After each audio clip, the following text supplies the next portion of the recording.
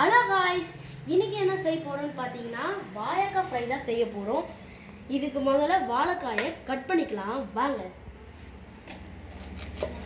இந்த வாழைக்காய் செய்யணும்னா நம்ம கடையில் வாங்கி இந்த பக்கமும் கட் பண்ணிக்கலாம். நீங்கள் கட் பண்ணால் தோல் தானாக வரும். உங்களுக்கு தோல் வேணும்னா வச்சுக்கோங்க, ஏன்னா தோல் கொஞ்சம் கசக்கும். இதெல்லாம் நமக்கு தேவையில்லை.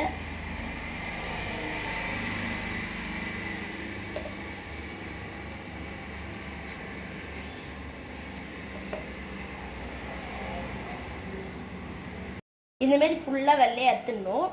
அப்புறமேட்டு இதை எப்படி கட் பண்ணணும்னு பார்க்கலாம் வாங்க.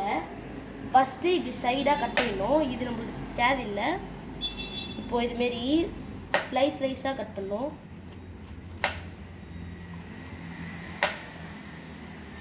ஏன் சைடாக கட் பண்ணனா கொஞ்சம் பெருசாக வரும். இந்தமாரி எல்லாத்தையும் கட் பண்ணிக்கணும். இப்போது இதேமாரி லாஸ்ட்டில் இருக்கிறதும் போட்டுடலாம்.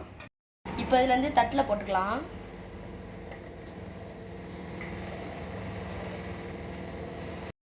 கரம் மசாலா 1 டீஸ்பூன், அப்புறம் வெறும் மிளகாத்தூள் வந்து அரை டீஸ்பூன் காரத்துக்காக மட்டும் போட்டுக்கலாம்.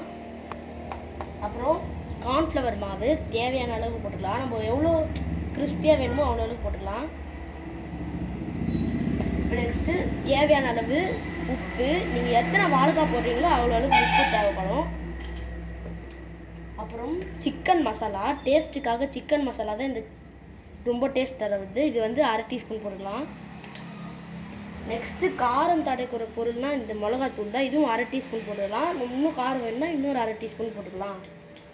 அப்புறம் ஃபைனலாக ரொம்ப க்ரன்ச்சியாக டேஸ்டியாக இருக்கிறதுக்காக கார்ன்ஃப்ளவர் மாவு போட்டுக்கலாம்.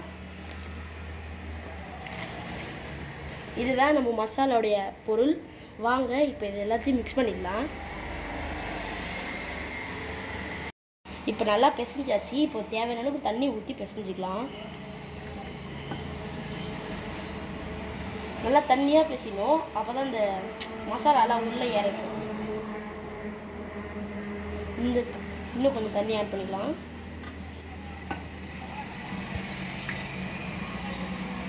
கட்டி கட்டியாக இருக்கும், அது கையில் வச்சு இப்படி பண்ணிங்க.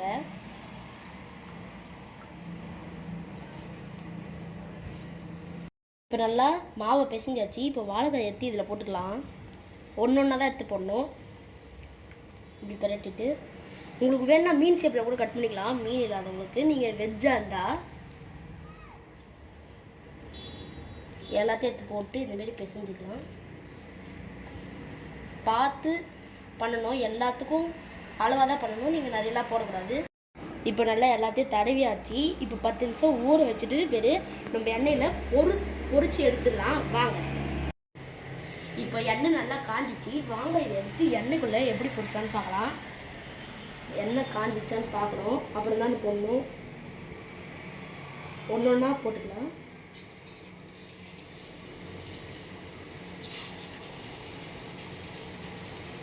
பார்த்தீங்களா தெரியும். இந்தமாரி பபுள் சுட்டா அப்போ தான் ஊறி இருக்குன்னு வாசனை சூப்பராக வருது. இந்தமாரி உங்கள் வீட்டில் வந்துடணும்.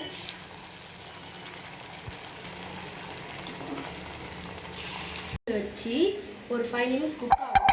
ஹை ஃப்ளேமில் வச்சு நல்லா கிறிஸ்பியாக ஆகுதுக்காக அது ஒரு 5 மினிட்ஸ், மொத்தம் சேர்த்து 10 மினிட்ஸ் நல்லா வேக வைக்கணும். பாருங்கள் நல்லா வாசனை, மீன் பொரிக்கிற மாதிரி வாசனை அவ்வளோ வருது. ஏன்னா அதுக்கு ஏற்ற மாதிரி நம்ம மசாலா நிறைய போட்டிருக்கோம். இந்த பாருங்கள்.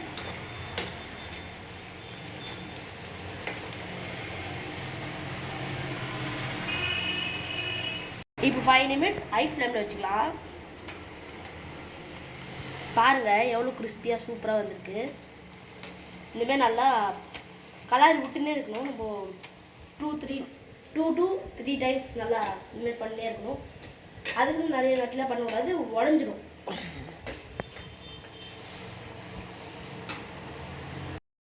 இப்போ குக் ஆகிட்டுது காய்ஸ். இப்போ இது வந்து நம்ம எடுத்து பிளேட்டில் மாற்றிக்கலாம்.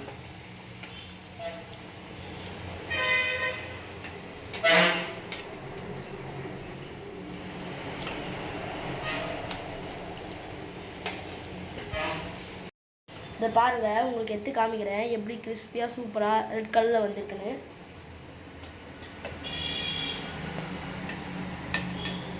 இல்லை இன்னும் 2 மினிட்ஸ் இருந்தால் நல்லா குக் ஆகிடும். அப்புறம் நம்ம எடுத்து சாப்பிட்ற வேலை தான்.